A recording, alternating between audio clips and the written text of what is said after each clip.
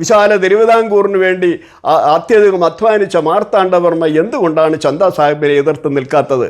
അന്ന് ഏതാണ്ട് നമ്മുടെ ശ്രീലങ്കയിൽ നിന്ന് ഡച്ചുകാരുടെ നിരന്തരമായ ആക്രമണം ഉണ്ടായിക്കൊണ്ടിരുന്നൊരു കാലം നമുക്കറിയാം.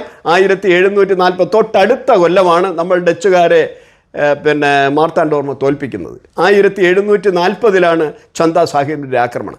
ഈ ചന്ദ സാഹിബിൻ്റെയും ഡച്ചുകാരെയും ഒരേ സമയത്ത് നേരിടാനുള്ള ശേഷിയോ ക്ഷേമുഷിയോ അന്ന് മാർത്താണ്ഡവർമ്മയ്ക്കില്ല, തിരുവിതാംകൂർ പട്ടാളത്തിനുമില്ല. അതുകൊണ്ട് ഈ നാഞ്ചനാട് മുഴുവൻ കൊള്ളയടിച്ച ചന്ദ സാഹിബുമായി മാർത്താണ്ഡവർമ്മ സന്ധിയാവുകയും 60,000 വെള്ളിപ്പണം കപ്പം കൊടുത്ത് ആ യുദ്ധം ഒഴിവാക്കുകയും ചെയ്തു. ഇതാണ് യഥാർത്ഥം സംഭവിച്ചത്.